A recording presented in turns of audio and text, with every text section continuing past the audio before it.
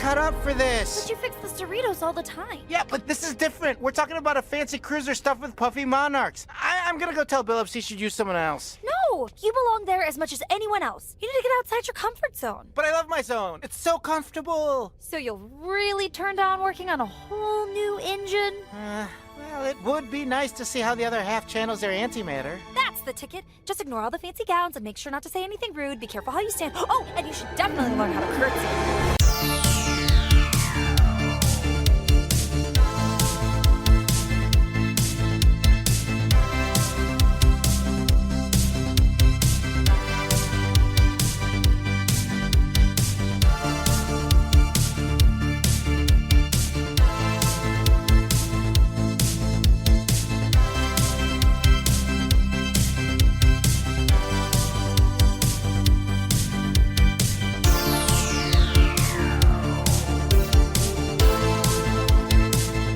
Welcome, everybody, to Deep Space Pride, a gay Star Trek podcast. My name is Mike. I am one of your hosts, and with me is Johnson. Hey, Johnson. Hey, Mike. How's it going? Good. Happy Wednesday. Happy Wednesday. We are halfway through the week, thankfully. And here we are. There. What a week. Getting there. It has been a very interesting week, yeah. Yeah. Lots going on. You have a lot going on in your life. I do. Yeah, we do. And now so don't you. Well, potentially, right? So Yes, which we can discuss more in length at our later segment. But yeah. I mean, I don't know if I have as much going on as you guys do. It's like, I think it's for me, it's more along the lines of it's kind of my baseline, which is just busy, but adding on some additional things to it, but nothing crazy. Yeah. No, things are But wait busy, until we have 2 episodes of Star Trek a week to watch. Then I'll have a lot going on. That is true. Yeah. We'll I'm excited. Yeah, well, first of all, fall is here. Yes. I love fall. I went outside today. I was like, so crisp. I could use a light jacket. Well, I ran this morning, and this is perfect running weather then. Yeah, it's not bad. Yeah, it really isn't bad. It's slightly on the cool side, but I prefer to run in the mid 60s, and I think it was kind of like the low 60s, high 50s. So but yeah, no, it's fall is here for real now. And yesterday was the 34th anniversary of Next Generation. 34th anniversary. Okay. Yeah, well, the premiere Star Trek: The Next Generation premiered 34 years ago yesterday. Okay. September 28th, 1987. Okay. Cool. Yeah, so that happened. And and we're 34 years later, and we've got more Picard coming. We've got a lot of Star Trek coming. I know. We have so much Star Trek coming. I said this before, I'll say it again. What a time to be alive as a Star Trek fan. Yeah, it is. There's a lot. There's a lot. And yeah, and the book series, I've started reading Coda Book 1 from... Oh yeah, how is it so far? Dayton Ward. It's gotten some press. Yeah, it's getting a lot of press, actually. Yeah. It's good. It's there's some Wesley is in this, and so that's been kind of interesting. So yeah, I'm getting into that, and it's I haven't followed the book series extensively. We read I know. Destiny. That's why I was kind of curious about reading it, but honestly, I think the only trilogy I've read that's part of this new chronology of books is probably Destiny. Right? Yeah, we both read Destiny. Yeah. And then that was a while ago. That was a while ago, and there's been a bunch of books, like I think Typhon's Pact or something. That was another series. Yeah, the Fall. There's a whole bunch. Yeah. So I was like, There's so Well, many they did gaps. so they did summarize a lot of it in the beginning of this, and so there, yeah. What I really like about Dayton's writing is that he fills in the gaps for you, so you don't necessarily feel lost. Mhm. So that's good. Because it would be And asking for a lot. You I know mean, what I there's a mean? lot of strings. So there's the temporal investigations team, Mm-hmm. the Department of Temporal Investigations or whatever that's involved in here. You know, Okay. the relativity is involved. Okay. There's Wesley. There's an alternate timeline that actually I think is been erased. I don't know. Like there's a lot of different things, and now we're on the Titan. We're on the Enterprise E. So it's just yeah. There's a lot of So far it's making sense. I'm not too confused. Okay. And it's enjoyable. It's if you have an interest in it, or and I've read a few of the later books. I've read Collateral Damage, which is a Picard, which is a Next Generation novel, maybe even by Dayton Ward. I can't remember who wrote it, but that came after the Typhon Pact and all of that stuff. So, and I read it because it came out right before Picard did. Like it was sort of like a Picard-ish novel, and I was like, oh, I'll just read it, listen to it, and it was good. So it's picking up a lot of strings, and they're tying off a lot of interesting storylines that they've created over the last 20 years. So, Mm-hmm. yeah, so it's all making sense. It's interesting, and we'll see what happens. But Okay. I guess you can let me know if it's worth reading. yeah, I already think it's worth reading. I mean, Oh, I okay. don't, I think it's, I think it'll be fascinating to see how all the timelines kind of get resolved. I mean, it's kind of a mess, but Yeah, I mean, we'll they, see. 20 years worth of literature where we didn't have any Star Trek, basically. Right. So, it's That means deviated quite a bit. Well, when did I mean, is it 20 years? I mean, when did we leave off at Nemesis was where we left everything off yeah. in terms of And that- canon. Yeah, and that's like Or 15 years ago, right? Or something like that. 2006 yeah. maybe. Yeah, I guess I mean over a decade's worth at least. A decade's worth of Yeah, books. much more than that, yeah. Yeah, I think. And then yeah, and before Nemesis was whenever Voyager wrapped up. So, Voyager and then the next gen movies. Yeah.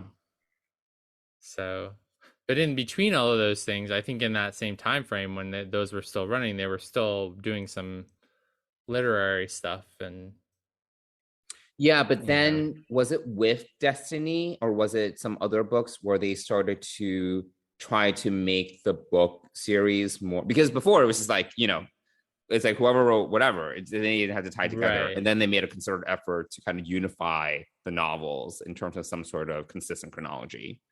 Yeah, I mean, Destiny kind of pulled in. I mean, they had the whole Deep Space Nine piece of it, and then they had the Next Generation piece of it, and then Voyager, and they sort of pulled some of it together. Like Dax became part of the Next Generation piece in the as captain of the Aventine, and then there was Destiny, which was, I think, kind of the first pulling together of a lot of strings. Yeah. And yeah, they took it from there. They did a lot of big crossovers. I could use a PowerPoint. Yeah, I mean, it's a lot, but I mean, essentially they're wrapping it up, and I think they've got three of the best authors doing this. So, David Mack, James Swallow, and Dayton Ward. So they've written a lot of these books and are bringing it to a conclusion. So, yeah. So yeah, I mean, I think it's good. I feel like this is sort of the Destiny trilogy that wraps it all up. Like I really, we really enjoyed the Destiny trilogy. So, I think that this wraps up because kind it was so epic. It was like Yeah. everything. Yeah.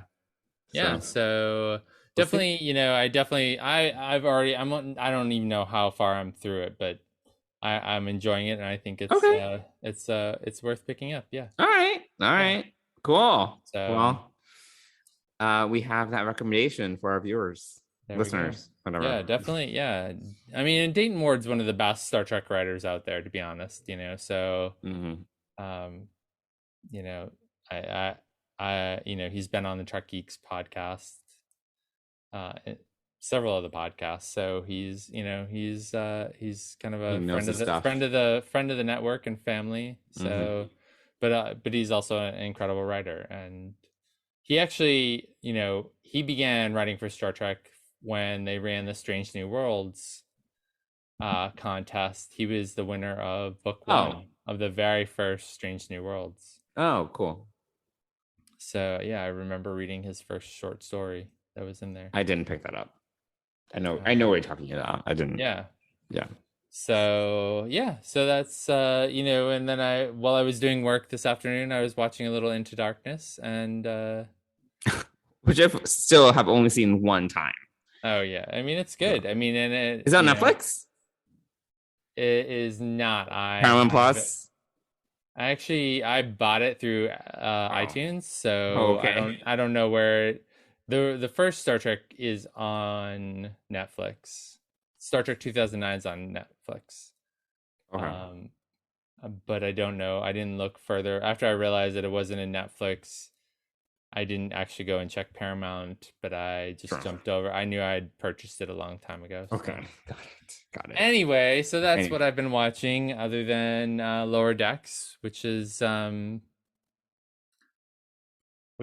I think this week it's good episode. So yeah, should we get into this week's episode then of Lower Decks? Yeah, let's talk about Lower Decks episode 7, Where Pleasant Fountains Lie. Great. Boimler, no! You are too late! Agamus reigns! With this ship's materials, I will produce a whole fleet of murder drones! This planet, nay, this system, will be mine! You fool! You trusted me! Nah, I used you. What? I've been using your power cell to send a distress signal. You were too busy scheming to notice. You've been boimed. But no! You plugged me into the navigation console! I control this ship! Buddy, we're not even near the nav console. All you control is the dimmer switch. But I... Boims, what? No, I totally thought you were siding with this thing. Yeah, sorry I lied and stunned you. I just needed him to trust me so he'd let me access his battery. Oh, look at you. Who's the evil computer now, huh? You dare mock Agamus? I shall blind you! So Johnson, what did you think of this episode? Yeah, I like this episode. Yeah, I definitely thought that it was stronger than the previous week's episode. And I also appreciate the fact that we only have basically 2 major storylines. I think it's 2.5 maybe, but it's really just 2. And I thought that served this episode well, because we didn't have to check in with a zillion different places. And yeah, I liked both of them. I thought they were both strong storylines. I thought that the Boimler, Mariner, and Jeffrey Combs, what's the name of the evil computer? Agamus. Agamus, whatever. Yeah, Agamus, yeah.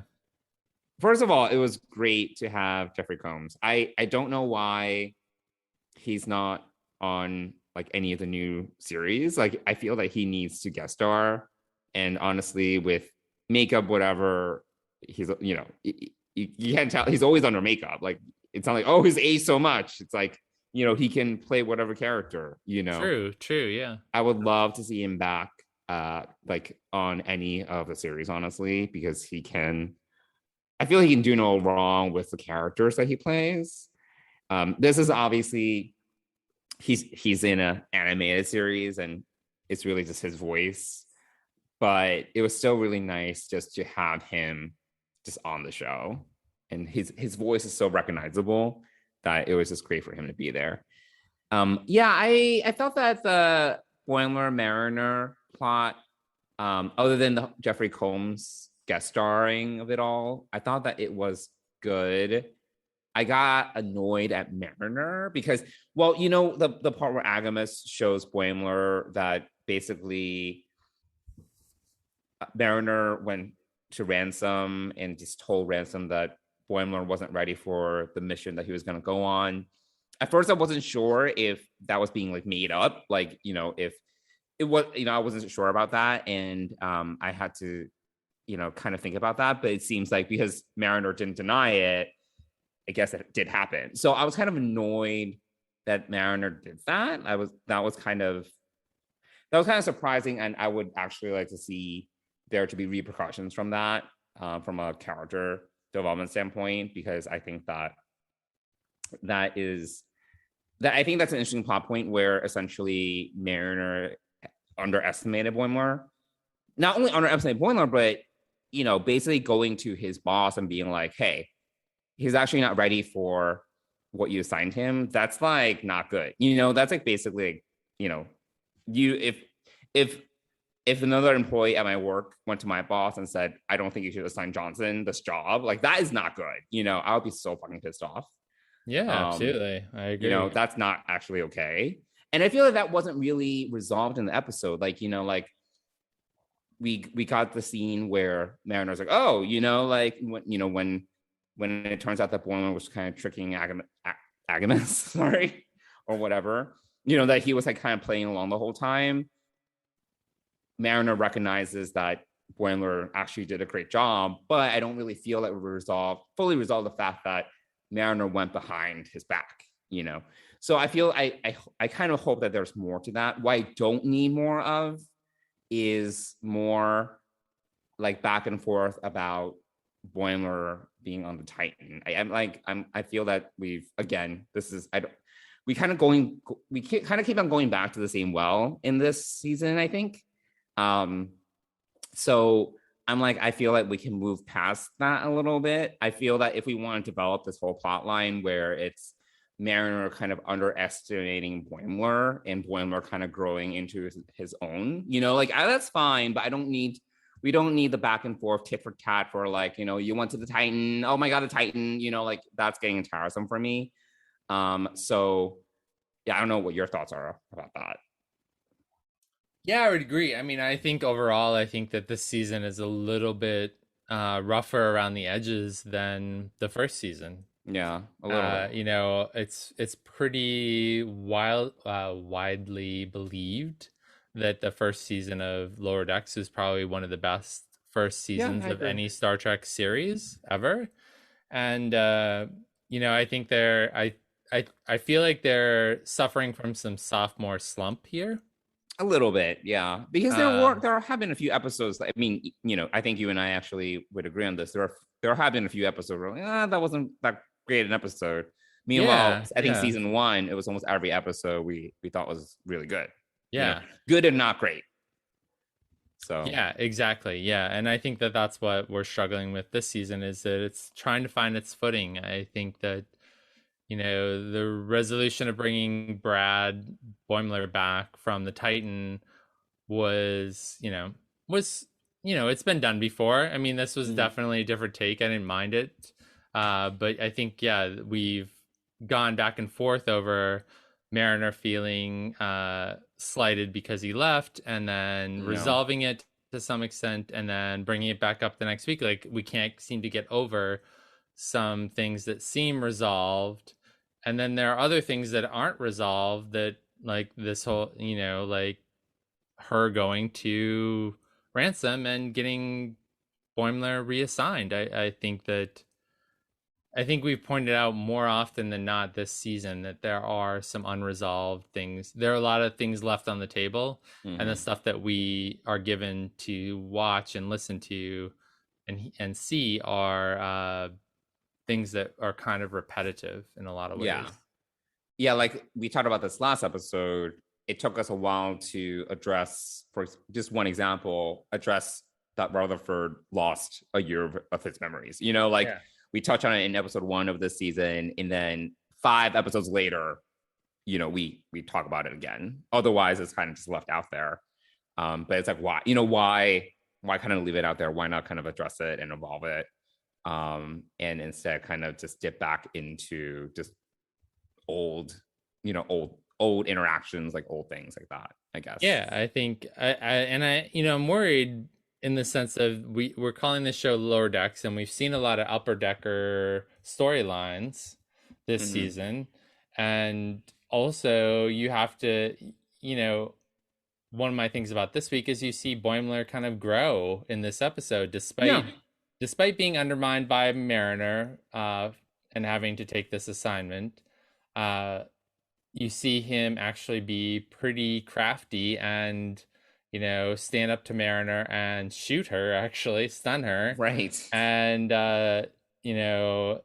trick Agamus into giving the power to send a message for rescue, which is brilliant. And you've also seen him grow when he did the red shirt, joined the red shirts, and then all the red shirts thought all they had to do is like give great speeches and inspire people, and Boimler was a person who took action and saved the day. So I think that what we're going to run up against is, at some point Brad is going to get promoted to lieutenant junior grade. He's gonna have to. I mean, he's showing all the signs of being and of being an above average Starfleet officer. And so what do you do at that point? And the joke is, I guess the joke, and I put air quotes around the joke, has been like, why is Mariner consistently doing some amazing things, but then also doing stupid things that keep her as an ensign? Like,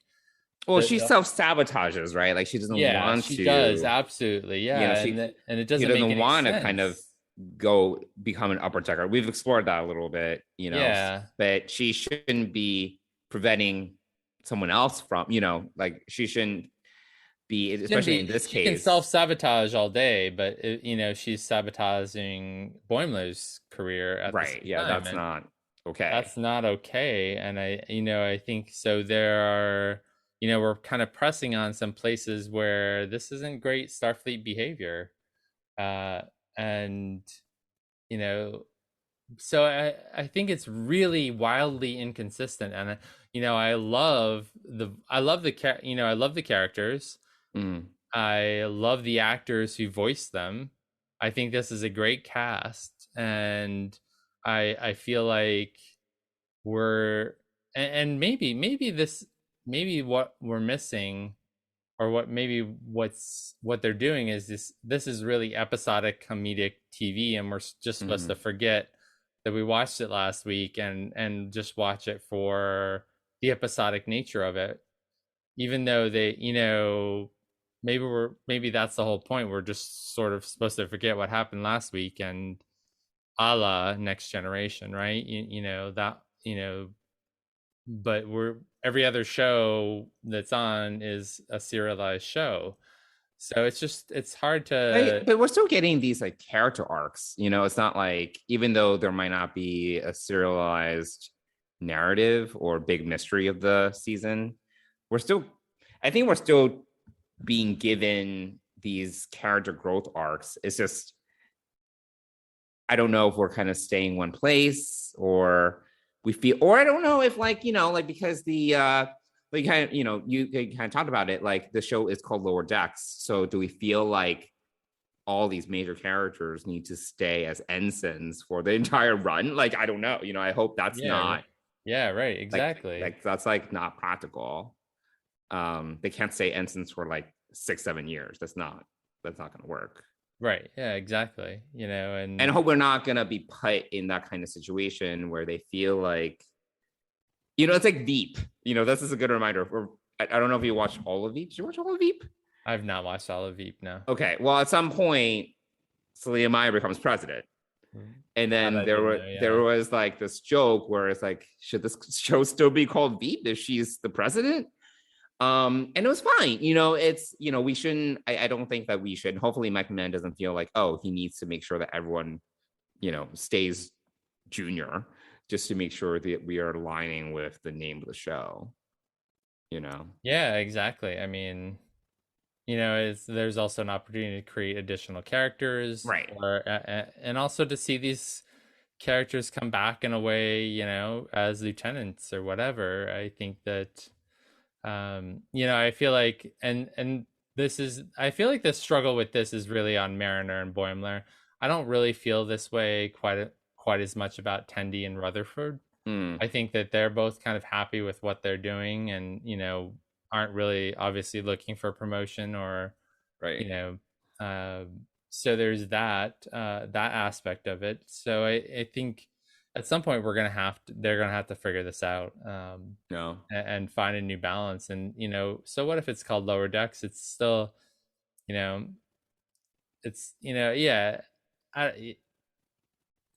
I feel like we're also missing some of the comedic value of it too. I think like the comedy is different. I feel like it's not quite as funny.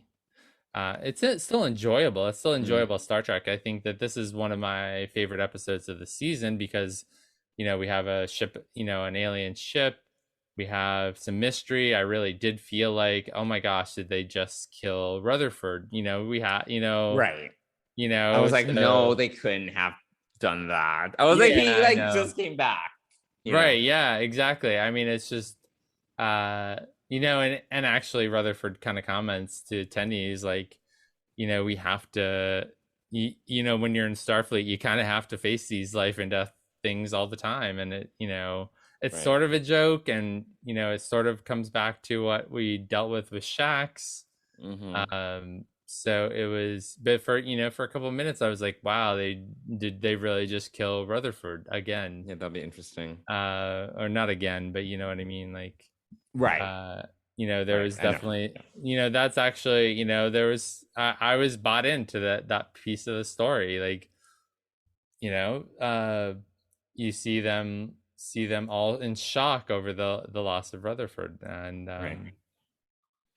Tendy comes to the rescue and finds him. But, the other interesting part of this story too is this admiration, this kind of awkward, like, which we saw, if you remember, when back in season 1, we saw a little bit of this with on the holodeck. Remember Rutherford kind of being romantic with Billups, right? And so there's also still that little string of a story somewhere in there about some sort of unrequited love, or obviously they can't because they have a reporting relationship, and that would be awkward and not really allowed. But so there's still a little bit of that, and I kind of like that. I mean, it's pretty clear, I think, that Billups is probably gay, and is it? And I feel like Rutherford is also probably gay. And are they? I really feel like there's some closeness there that I don't know what they're gonna do with it, or if anything, or whether we're just sort of kind of like, oh, that's interesting. I didn't really get that sense. I don't really get that sense, but I can see where you're coming from. It's definitely, we definitely saw it in the end of the holodeck episode, right? Where they're kind of like, there's something going on there. I think it's just the holodeck character, so I don't think it's right. I need to go back to that. I kind of know what you're talking about, but I need to go back to kind of like, just to rewatch that. But I think that's something like a theme there too, and also this is the first Billups story we've had all season. Yeah, no, that was interesting. I'm kind of glad we got a little bit that story was a little bit funnier because we had some like cute lines. Yeah, like especially from Rutherford, like when Tendy was like telling him that he needs to get out of his comfort zone, and he was like, "I love my zone; it's so comfortable." That was just really cute. Yeah, that was. Or like, and then obviously there was like some innuendo when Rutherford was trying to stop Billups from having sex, and he was like, "Did his kingdom come?" Or it was stupid. It was silly, but yeah, I still thought, because I think with because Rutherford is a character, he says these things, and out of anyone else's mouth, it's kind of cheesy or corny, but he says it with this like kind of like naivete and innocence that like it's just funny. I think he has really great delivery. Yeah. So it is funny that way, but I did find that storyline to be like funnier than what's going on with Mariner and Boimler. Yeah, I mean, yeah, I think this was a fairly complex episode in a good way, like a lot of things going on. But yeah, I think there's some things that some of it's a little bit repetitive, but yeah, I thought it was an overall a good episode. Yeah, and I like the whole thing with Billups' background and his mom, his overbearing mother, and the fantasy ship. Like that was it was just interesting. It was a little bit different. Yeah, it was. I thought it was really inventive and kind of it was cool to get his background, and yeah, I definitely think I have this feeling that Billups is gay, and which is totally he might be fine. right. I mean, like, well, he was going to quote unquote have sex with, I mean, it seemed like a polyamorous kind of deal. Yeah. So maybe they were kind of giving him options, like, Right. Yeah. I suppose. Or they just wanted him to have a threesome, I guess. But yeah, I don't know. Maybe we'll explore that. I mean, I don't think we're gonna get any more of that this season, but maybe that's something we'll explore later season. Yeah. There's definitely some, I think there's some things that if we dig a little deeper and stop going to the same well with the same sort of things, and also I think there needs to be some consequences. I think that what Mariner did was pretty unacceptable, and I think that there needs to be some consequences to that. Yeah, no, I definitely agree. And going back to what you're saying about Rutherford, it would be interesting if he was gay, because I feel Tendy likes him, maybe. Right. Yeah. And that would be interesting. That would be complicated, but it would be kind of interesting because, like, obviously they're friends, but I think we've gotten hints that Tendy definitely feels something more than just friendship for Rutherford. Yeah. I feel we haven't gotten as much of that though, like, on Rutherford's end. Right. It isn't reciprocated in that way at all. And that's also why I feel like, but every time you put Billups and him together, he's like happy, and it's just, there's something about that. And I think that there's definitely. Well, Rutherford did also date what's her face, the Trill. Oh, that's right. Yeah, that's true. Yeah. So maybe I could be completely wrong, which is totally fine. But I think. But I do think if anything, it's probably. I mean, it may be unrequited. It might be just one way, which would be interesting. Yeah. But yeah, we'll see where that goes. But they're definitely like dragging it out. It's taking its time. Yeah, absolutely. Yeah. And so we got 3 episodes left, and we've got a Borg storyline somewhere in there. Well, that's next week. It looks like it's like a training sim. Oh, right. So we'll have to see if that's actually the case, and I don't know. So I don't know if I brought this up before or not. There's been I don't remember. I think either a couple episodes ago, I'd have to go back to the beginning of the season just to see when this was added. But if you look at the opening credits, the scene where the Borg and the Romulans are fighting changed from last season, and included the there are Packlets there too. There are Packlets, but in the last couple of episodes, I don't know if you've noticed this, there are now Klingons. What? Yeah. No. I need to rewatch the opening credits. Yeah, you have to watch the opening credit. I'm pretty sure they're Klingon bird of praise, and one of them gets destroyed as it attacks the Borg cube, and I think there's another one in the scene. So, so that's definitely something I don't think was there earlier in the season. I think I noticed it at first last week and forgot to mention it. Maybe I noticed it 2 episodes ago, so I'll have to go back and see which episode that kind of added into. But so I'm hoping that the Borg are not a training simulation, and we do get kind of some. I don't know. I think it's probably a training sim. Yeah, maybe. But I'm hoping we're working up to something momentous for the season finale. Well, Mike Man has been saying that the last 3 episodes are like epic or something, so we'll see. Okay, all right. Well, that's good. I hope that I hope that is the case, and I hope it's new stuff. I hope that we're not going to see some repetitive themes. I mean, the Titan is probably going to come back. I mean, possibly. I wouldn't be surprised. I wouldn't be surprised if we saw. Was it Will Boimler? Will Boimler, yeah. I could live without that. Really, I hope that this really does kind of come down to something with the Cerritos, and but we'll see. We'll see what happens. Yeah. I mean, it's clear that the Titan is in the sector, so the same sector as the Cerritos. So that's sort of been a common thing. So. But yeah, so I'm anxious, but I'm glad that this was a good episode. Yeah, there are some definitely unresolved things, issues in this episode that we need to figure out, and I hope that they'll deal with. But we'll see. Yeah. Cool. Anything else when it comes to what's the name of the episode? I think that's where pleasant fountains lie. Oh, there is the one big thing. Are you a black licorice fan or no? Oh God, I hate licorice. Okay, so I'm not. Same. Black licorice is evil and from the devil, as far. Yeah, I'm not a fan. So that was another trope in there. But anyway, yeah. So that wraps up this episode of Lower Decks, and now how about we take a quick visit down to see Deanna and. Do a little bit of dishing with Deanna. Yeah, sounds good.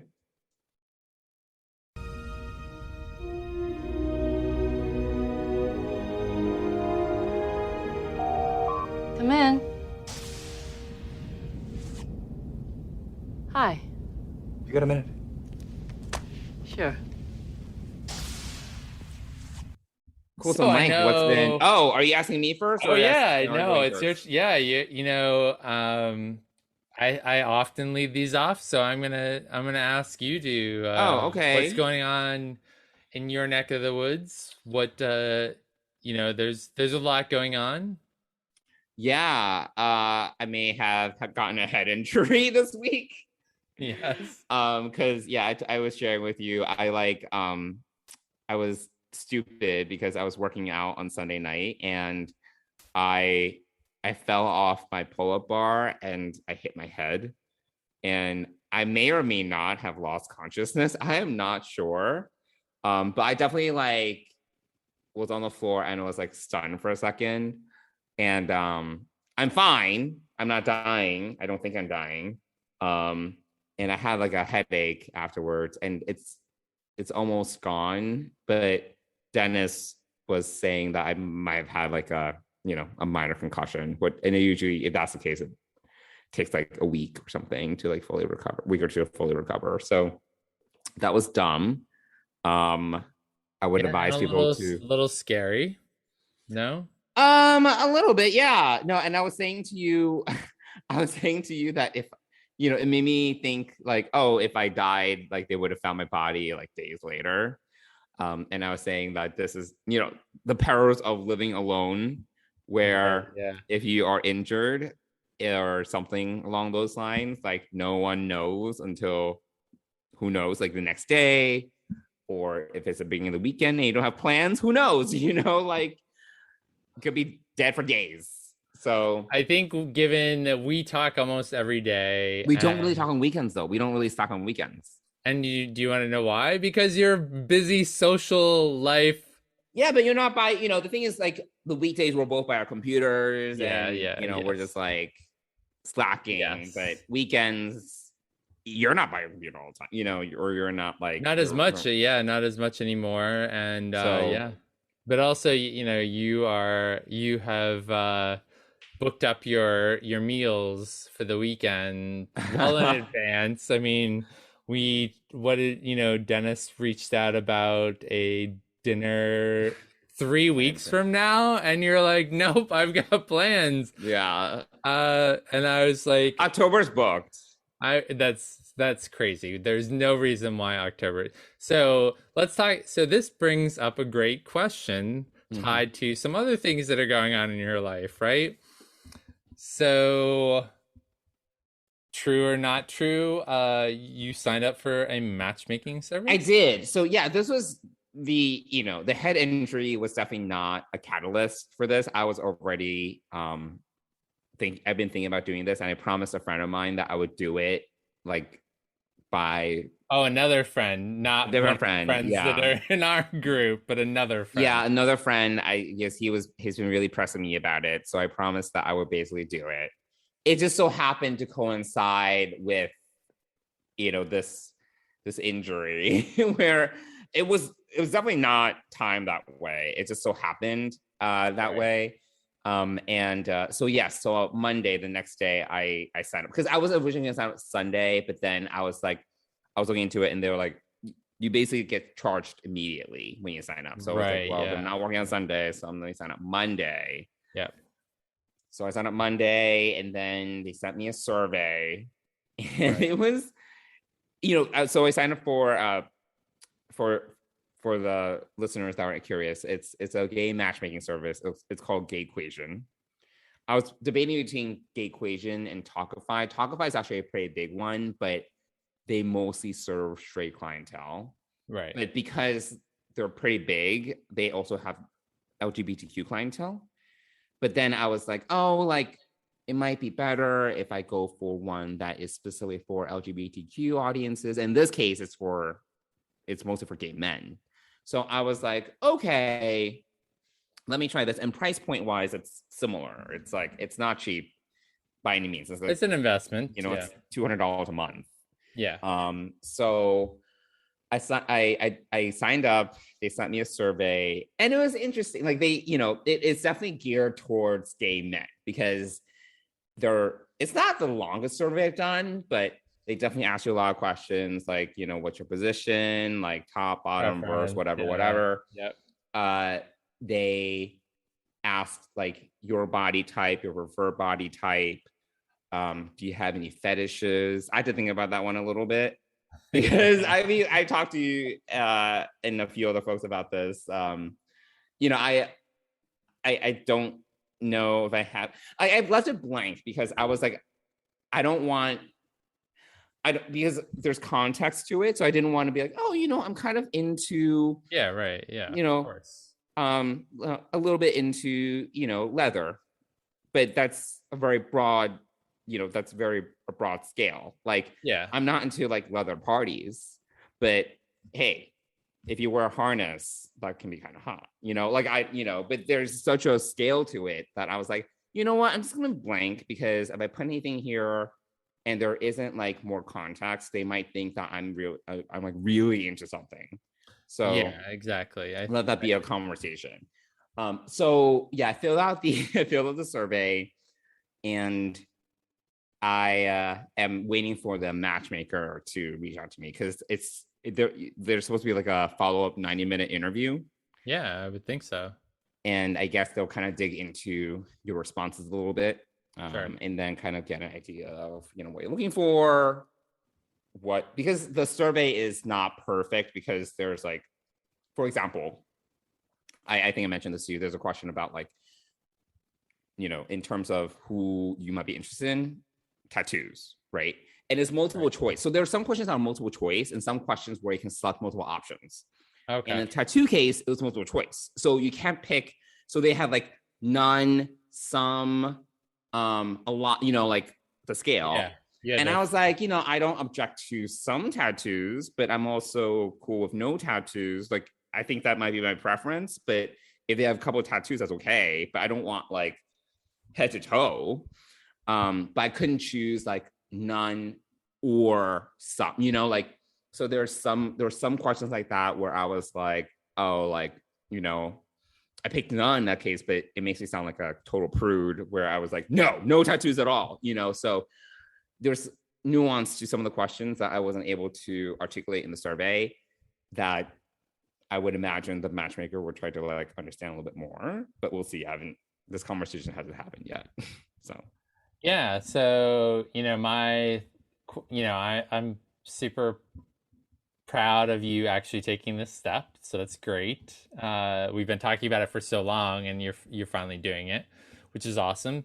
My thought is, we can't even book a dinner with you 3 weeks out, and you have already said October is already filled. My concern is like when it comes to scheduling these dates, I honestly think you're going to have to bail on or explain to some of your friends, like, I really need to fit a date in here and I'm going to have to reschedule. And my question is, are you prepared to do that? Yeah, I mean, I've gone on dates before. It's happened. I've managed to do it. There are definitely days that are flexible. Yes, but I think that you and as we said earlier, we don't talk a lot on the weekends because you're out and about. You have lunch and dinner plans. Yeah. You have dinner plans Friday night, lunch and dinner plans on Saturday and Sunday. I mean, there's no room in there. I mean, you're very sociable on the weekends, and so I can fit in like a coffee or something like that. Yeah, I mean, I think you need to be prepared to like update your friends and say, listen, we're gonna have to reschedule. I really do need to, Sure. because you are investing in this matchmaking service, and I think, in the past you've had other challenges. This isn't like attacking you. I'm saying you've had other challenges where you've gone back and forth with someone and been like, well, I'm not busy. I'm busy that night, So I think like this time around, this is a little bit different because you spent money on this. Right. You need to say, okay, actually, I'm going to cancel on such and such, and because that's the only night that this other guy can, there just needs to be some flexibility, and you're gonna have to like explain to people like, listen, this is I need to rebook this, or can we move this to another time? And I think that. Yeah, we'll cross that bridge when we get there. Yeah, I mean, but the service is guaranteeing you 2 dates a month, right? So no, it's 2 matches a month. Okay. So which means, they meet all the parameters that you. So I was very picky, like with because I'm like, look, if I'm paying $200 a month for this matchmaking service, then I can be very picky with my parameters. So they guarantee 2 matches, which essentially, I believe, basically just means that they find someone that matches all your parameters and you like them and they like you. Yeah. So I don't know.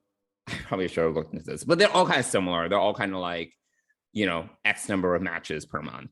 Yeah. So they guarantee the matches, but they don't necessarily guarantee like, oh, you'll go on 3 dates. They don't do that. Yeah. But if they will facilitate a date. To make sure it happens. Yes. But the only thing they actually guarantee is the match. Okay. So. All right.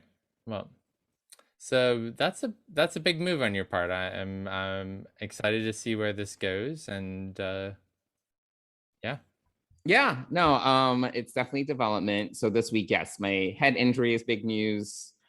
Hopefully, I don't have brain damage, and yes, me investing in my dating life before I turn 40, I guess. There you go. So yeah. But I think those are pretty big developments for me. They are pretty big happenings. Otherwise, everything else is the same. For the most part, work is the same. Work is just busy all around. My social life is busy all around. Yeah. Well, what about you? I know you have a lot going on too.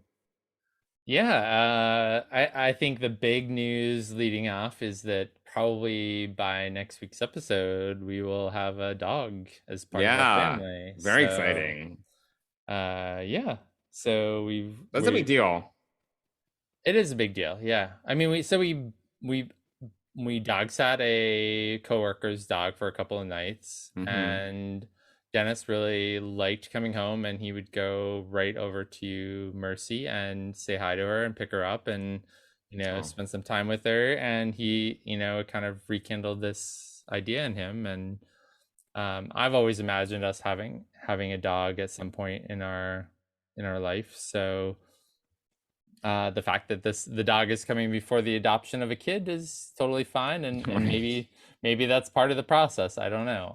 So yeah, so that's sort of big news. So I think, we've talked about it. We're moving closer to it, and I think between tonight and tomorrow, we are actually going to, like, we have to order stuff to get delivered, because But you we're haven't go- put money on the dog yet, right? You haven't put money down. Right. So we need to put a deposit down on a dog that we both agree with, and make sure that there's some option that when we meet the dog, we could get the money back if it's just not the right fit or whatever, Right. which I doubt that there will be that problem. Well, you But never know. There needs to be a personality fit. yeah, exactly. So yeah, so we have to do that. And then I think, picking up a dog is one thing, but having all the things that you need for the dog, is another thing. So we need to do some ordering of stuff too if we're actually going to do this. So Right. because we are going away this weekend. Dennis is doing a medical conference, and I'm going with him and working remotely. So Mhm. so we're going to pick up the dog on the way back.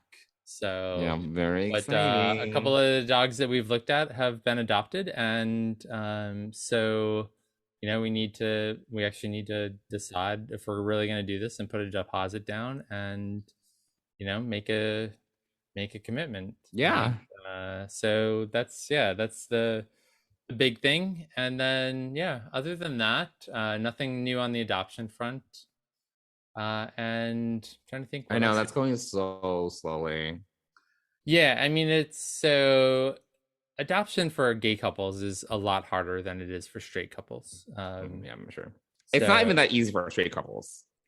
Like, No, I've, but it because I've known some straight depends. couples. Well, I think that I'm just saying that to say that how hard it is even for a gay couple, because I've known straight couples that have even for them it can take like a year or more to adopt. Yeah. And there's a lot of like restrictions in place. It's similar. There are a lot of restrictions in place. A lot of situations where things just don't work out for whatever reason. Yeah, absolutely. Yeah. Yeah. So, So let alone like a gay couple. right. So I think it's more complicated with a gay couple, and we're not looking for a baby. So Right. we're not adopting internationally, so it's sort of finding the right fit for, a kid who's in the system, essentially in the adoption system, in the foster care system, in that system. So there's, they have past traumas and complicated family situations that affect their behavior, and which is all understandable. So I think Dennis and I are really clear on what we can handle and what we can't handle. And and we're also really specific about the age. We want a younger kid on the younger side, so that we have an opportunity to change, work with them and change and give them a life that they'll remember versus the life that they're leaving. We want it to be, we want their memories with us to be more prominent than the memories of their previous life. Especially developmentally. So that's really important. So we also know that we're both going to be working, and so there's also that piece of it. So yeah, it's definitely a complicated process, and so we're approaching 10 months now doing this, and so there's a lot to do. There's still a ways to go, and we're not any further along than we were 10 months ago necessarily. So there's that. I'm trying to think. I mean, those are the big things right now. The dog is sort of the new big thing, and And then, which I mentioned at the top of the show, we're both running a half marathon in 6 weeks. So Right. there's training for that. And it's, running is feeling good now.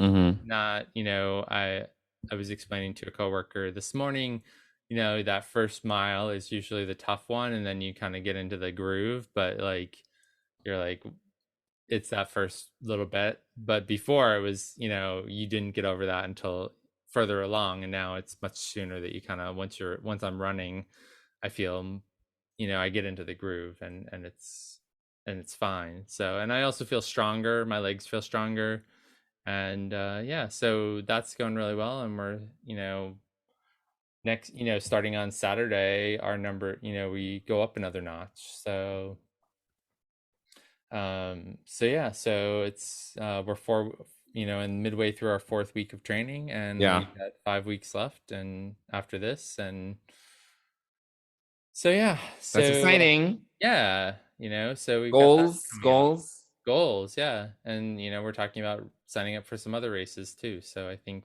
that's I'm not, my goal probably is I'm probably going to do a full marathon within the next year. Oh my God. So trying to plan. Why would you do that to yourself? It's a physical feat that I want to accomplish. Oh my God. So that's primarily what's going on over here. Well, you have a lot going on. Yeah. Besides all the stuff that's going on with work. So. Right. Well, there's that too. Yeah. So. And the holidays are right around the corner. It's not that far away. That's true. Yeah. We're busy. We're almost into October. Yeah. Oh my God. Actually, when this episode comes out, it's October 1st. So yeah, pumpkin season officially. We're getting into and it's getting cooler and darker earlier, which I'm not really psyched about. Yeah. No, it's getting dark much sooner now. Yeah. Which is when I get, I just don't like this. You get sad.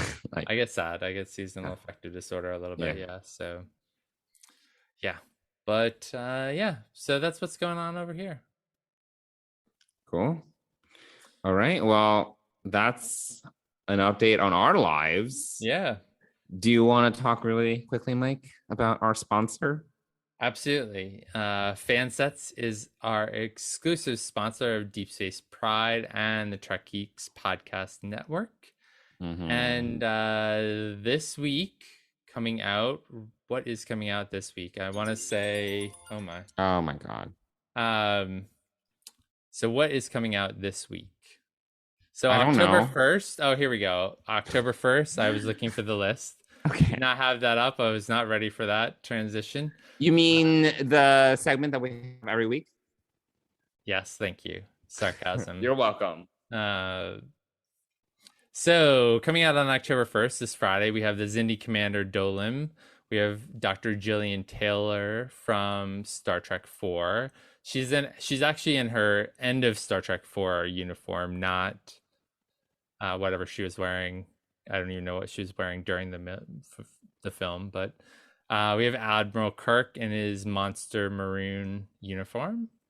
And we have B'Elanna Torres from the Women of Trek series. So that's all coming out this Friday, October 1st. And if you'd like to get 10% off your order at fansets.com, mm-hmm. you can put the code DSPRIDE, all caps, in your as a coupon code, and you'll get 10% off. And if you order more than $30 of pins, which there are so many great pins out there, then you will get free shipping in the US. And I was looking at these, and I need to pick up the Dadmiral, and you need to start a new pin board. I might need to start a new pin board, and I also Jet Reno is coming out, so maybe she's coming out on the 15th, I think, of October. So yes, Jet. Love her. So yeah, we love Jet Reno. So yeah, so go on over to Fansets and support them. They support us, and we are super grateful for their support. So go shop with them. And we want to thank Fansets for being our sponsor. Thanks, Fansets. Cool. Well, Johnson, right. why don't you tell our listeners how they can get a hold of us if they want to give us their thoughts on this week's Lower Decks episode, which I'm not going to try to repeat for the 5th time this episode because embarrassment. Yeah, if you want to reach us, you can reach us on email or social media. You can email us at deepspacepride@gmail.com, or you can DM us or comment on one of our posts on Twitter or Instagram, and our handles there are at Deep Space Pride. There we go. Well, another week in the can. We are less than a month away from Prodigy launching. Oh my god. Which I'm actually really excited about. So yes, I am very excited for Prodigy. I am moderately excited for Discovery Season 4. I'm very excited for Discovery Season 4. Live action Star Trek is great, and I'm looking forward to that. So cool. Yeah. All right. Well, I think that does it. Yeah, thanks everyone for listening, and we'll see you back here next week. Bye everyone.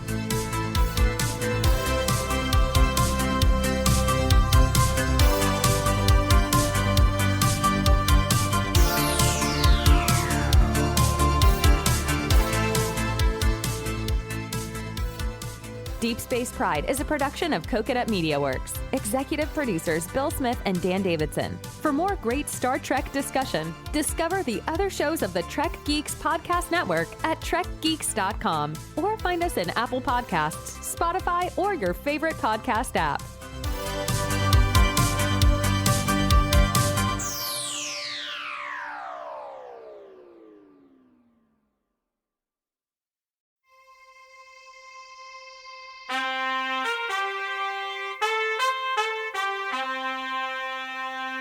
Coconut.